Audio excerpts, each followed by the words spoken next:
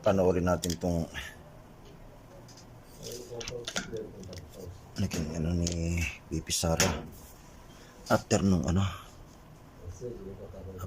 pre-trial ni PRRD dun sa sa ICC like in-interview siya dito ng mga OFW na absent pa sa kanilang mga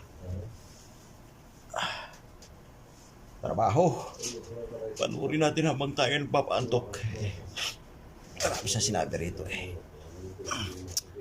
Nawala ako kay PRRD kanina, parang bumagsak yung kanyang katawan. Biglang hina. So kanina nga nagkaroon ng pre-trial. Paliwanag ng mga judge kay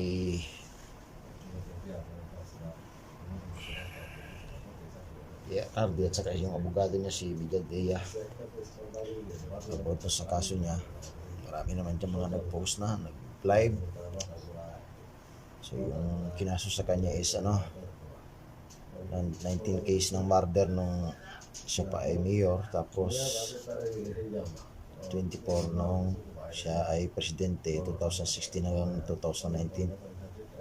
So hindi ayon sa pag-unawa ko sa kaso niya is hindi siya yung mastermind sa mga kaso. Sinasabi naman ng itong mga kalaban ni Duterte na 30,000 daw yung mga pinatay. So ganyan lang pala karami yung sinampang kaso sa ICC. Alos 43 lang ang murder, tapos hindi pa siya yung pinaka-mastermind. So yun lang naman nangyari sa pre-trial. Karoon ng ilatag yung yung mga judge, kung sino yung magiging judge, prosecutor, si BP at saka si PRRD nagkausap yata. So ito yan, mga OFW sa iba't ibang bansa, Belgium, Germany.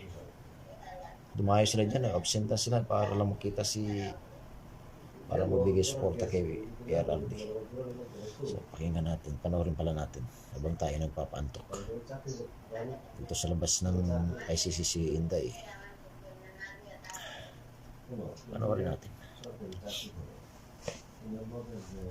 Bakit lang Siguro, VP will start by saying kung ano yung ano yung nangyari sa visit niya kay Presidente. Yes, Go. Oh, okay, sige. So, I visited former President Duterte. He is in the hospital wing of the detention center. And he is in good spirits. He is well taken care of. Nag-comment lang siya na he really misses Filipino food. Yun lang. But very recently sa meal nila, meron ng rice. So that was a good development. And then we discussed about his legal team. And we discussed about the family. And we discussed about the country. Gano'n po katagal niya? Okay, questions now. Gano'n po katagal yung visit niyo kay President Duterte? The visit lasted for an hour. So it was from 4 p.m. to 5 p.m. VP, what was his reaction or ano po yung kinwento niya tungkol doon sa nangyaring initial appearance kanina? Hindi namin na-discuss. Hindi namin na-discuss yung initial appearance niya kanina. Sorry. We did not discuss his initial appearance, and we only discussed the lawyers and the legal team and what we are going to do in the next 4 days. Yes. VP, were you surprised that the former president appeared via live stream? Were you expecting him to see him there at the chamber? I had no expectations. I did not know. I did not know he was appearing before a live stream. But I think it was the decision of the doctor. So inside the facility, all the decisions are made by the doctor. VP, what's the plan now? The next hearing is September 23 pa. How will the family prepare for this? May rotation ba? Okay. So I have not discussed the arrangements with next of kin and relatives here. I will discuss it with them tonight, and I will relate to them also what the president said and what the president wanted them to know. And so yes, we haven't made arrangements yet, but I will not leave until a relative comes to make sure that there is a next of kin living here. Yes. BP, tungkol po sa usapan nyo ni dating Pangulo, may hiniling po ba siya sa inyo? Ano, ulitin mo. Sa usapan nyo ni PRRD, may hiniling po ba siya sa inyo? English. Oh, yeah. Okay. Yes. When we talked, he, as a request, he asked me to go home. So, he repeatedly said, do not leave the country. Do not leave the Philippines. And so, I told him na, I know, I understand that. And I do not want to be here as well. Unfortunately, I am the only one who has a Schengen visa. And I am the only one who is a lawyer. So, I told him that when we are able to meet with the legal team, that I will immediately return home and yes, do my work. May defense team na po ba si PRRD, ma'am? Defense team, yes, we already have a lead counsel, and there will be meetings with. We had a meeting with him yesterday, and then we will have a meeting in person when he arrives this weekend. And how many? Is it Nicholas Kaufman? Okay. Yes, the president already appointed. Yes, the president already appointed Nicholas Kaufman as his lawyer. Ma'am, let me just go back to what he said to you, telling you not to leave the Philippines. Yes. What was the specific concern about it?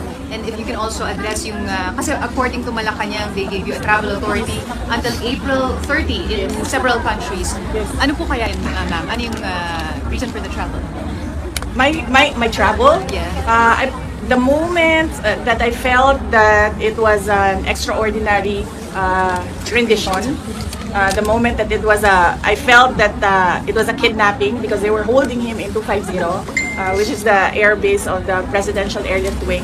I felt that he will not be able to leave that place, but he will be taken to wherever. At the time, we did not know. So we were preparing for a list of countries where he may be taken.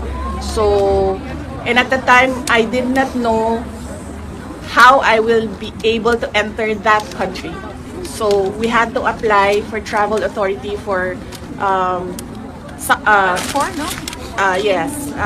countries because I did not know how I will be able to travel. Okay. So, di siya necessarily pupuntahan VP or kumbaga i-complete yung travel up to April 30? With regard to the date, no, because naman. at the time I did not know also how long was I gonna be. How long was I gonna be? Yes, wherever he is. So we applied for until April 30. But it doesn't mean that I will be here until April 30. So I will be here until the legal team is doing their work already, and another relative is here to assist him. Did he explain his concerns why you shouldn't, leave the Philippines? He said that yes, I should immediately go back, just leave him here. But I said no, I cannot do that because no one will decide for him outside. So very limited people have access to him right now. So I told him that I just have to form that legal team. Then I can work remotely in the Philippines talking to the legal team. And then, yes, so I just need the next of kin to come here. And everyone's applying for visa right now. Pero wala po siyang fears that it will be taken advantage of your absence? Well, he did not express fears about taking advantage. Some people or ever taking advantage of my absence, but he repeatedly said that you must not leave the Philippines. You must go back to your country. You're not supposed to be here. And then I insisted that, yes, I know what I have to do, and that I just need to set up something here in The Hague, and then I will immediately go back to the Philippines. VP, Isa-isa po. any comment po, VP? What was the disposition po and demeanor of the president when you saw him? And were you able to see po yung detention center, the detention area for the former president? No, I was not allowed inside his detention area. We met in the visitors area, and the demeanor was, he looked well rested. I asked him that. I said, "You look well rested," and then he said that, "Well, I don't do anything here except sleep and watch TV because he has access to a TV." And then I asked him about the food because I know his preferences for food, and then he said, "Yes, well, that's my only complaint is that I really miss Filipino food." Kuan man gud na sa Bisaya ba kanang bulan o kanang paksiw na isda. Kaya na muna, kaya. Inununan ya pili na paksiw inununan. VP, VP, inununan. any comment po doon sa plano ng mga otoridad na i-raid po yung tahanan ng mga Duterte sa Davao City? Ito ba ay makonsider nyo na part of para pabagsakin ng mga Duterte family? Yes, I heard about that. The search warrant applied for all the houses, all our houses, of all the members of the family. And I mentioned to my siblings that you don't have control over this anymore. So I just told them that just secure your valuables, and then just allow them to do the search, and then we expect that there will be planted evidence inside the houses. So I told them that we'll just have to face that as well, because that is the template that they did with former Congressman Arnie Teves. It's exactly the same template. So I told them that it's pointless. It's pointless to fight. So just Putulin ko muna saglit. Ngayon dun sa Davao, yung sa bahay ni Tatay Digong, may nakabantay ng mga tao, taga Davao. Kahapang pata sila dun. Dalawang gabi na ngayon sila nakabantay ngayon sa bahay ni Tatay Digong. Kasi sabi yata si Basti na meron silang info na papasukin ng mga pulis yung bahay ni Tatay Digong, kaya nagbarikada yung mga taga Davao. So yun ang tinanong ng reporter. allow it to happen. It doesn't mean that that search is illegal, but then I told them that no one should be hurt, no one should resist. Just allow them to do whatever that is illegal. Ma'am, any comment po doon sa sinabi ni PCOU si Castro na walang kidnapping na nangyari sa lahat po ay may papeles tungkol po sa pag-aresto kay PRRD? Well, it was really kidnapping. You see the comments all around the world from experts. Yes.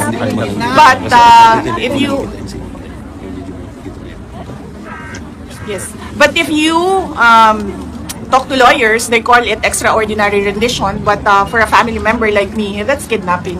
That's forcibly taking my father to another country and illegally arresting him. So that's clearly kidnapping. Ma'am, mag-apply po ba si PRRD ng interim release? That is something that I cannot comment on because it's a legal strategy. So I would leave that to the lawyers if the lawyers would like to talk to the media. But I will not comment on legal strategy. I would also add that because I told him a lot of people are crying. They are depressed, hurt, stressed. about what happened and what is happening right now and what is happening in the country. And then he said, sabihin mo sa kanila, relax lang, may hangganan ang lahat. Yes. So I'm remembering this from kasi I cannot take notes, I cannot take a ball pen and pen din. So sabihin mo sa kanila, relax lang, may hangganan ng lahat. There will be a day of reckoning for all. VP, mahal na mahal po ang Duterte family ng mga OFW at mga Pilipino po sa bansang Pilipinas. Ngayon, grabe po yung emosyon ng mga Pilipino dahil mahal po nila si PRRD at kayo po. So may mensahe po ba kayo para sa lahat ng mga Pilipino? Yes. Unang-una, nagpapasalamat ako sa lahat ng ating mga kababayan. Mag-English pa ako, sir? Yes. Okay. Kasi, Bisaya! Saya na lang. Bisaya! Bisaya! Tagalog lang, Tagalog. Tagalog tayo. Okay, VP. Okay. Sige. Gadget lang, ha? Gadget lang. I'll start with, first off, I'd like to thank all our countrymen for your prayers and your profound support to the former presidents. We can feel your love. We can feel your anger. We can empathize with everyone's rage about what happened. And let us not be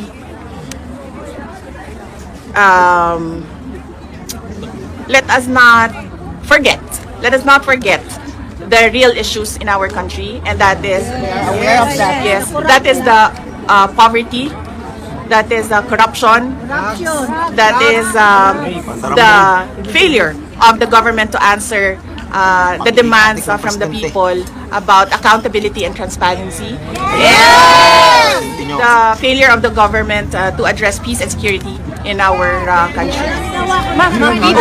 So, your flowers, why is it? Because I wanted to give it time, airtime. I wanted to give the flowers airtime because I don't know who gave this, but the people who gave this made efforts to go to a flower shop and buy flowers. So I wanted to give it airtime, just to say thank you to those who took time to buy flowers. They know I love flowers, so thank you.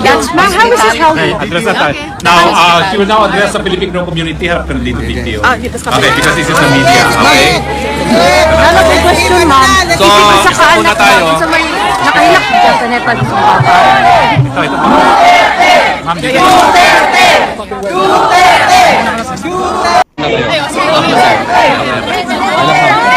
I don't think Wala ni Mami! Papa! Oh, so drop muna tayo. May ano tayo doon yung Balik ka. Wait. Sino ba? Paano ka? Sandali.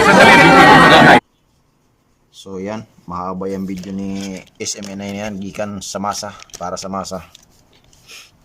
Mahaba yung video niya, so tapusin natin, itutulong na tayo. So kanina yung mga kandidato ng bagoong alyansa, medyo nagkawindang-windang na sila. Hindi na alam mo yung kasi kung parang tinaboy na sila, parang nilubog sila ni BBM sa nangyaring yan. Kaya marami mga nagsasalita, mga nagpapalusot, Binay, Tulpo, kahapon si Imag-asawang Bilyar, sino ba nagsalita kanina? Ping Lacson, si Tito Soto. Sabi niya, parang sinabi ni Tito Soto na yung ibig niya sabihin, huwag na lang magsalita para hindi pag-usapan. Masyadong nakuha. Sino ba nagsalita na kandidato ng bagoong alyansa? Erwin Tulpo, si Amy Marcos, may political rally sila sa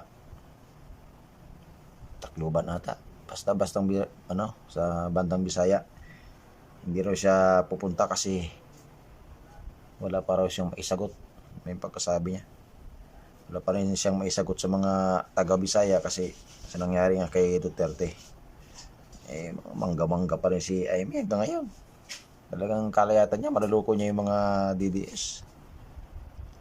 Sino ba yung mga nagsalita kanina? So yun, mga bagong alliance ang kawindang-windang na. Hindi nila malaman ngayon kung saan sila ngayon tutungo kasi sa bagong Pulse Asia yata yan. Naungusan na ni Bongo si si Erwin Tulfo si Erwin Tulfo ilang buwan na niyang hawak-hawak yung number 1 So sa bagong survey ngayon, naungusan ni Bongo. So ibig sabihin yung kandidato ng PDP tumangat. So yun, babay na matutulog muna tayo. Kuha tayo ng lakas para meron tayong panlaban sa mga buwisit na mga animal, gago, sira ulo, bangag, mga animal na mandarambong na yan. BBM, matatapos ka rin. Tandaan nyo yan. Bye-bye.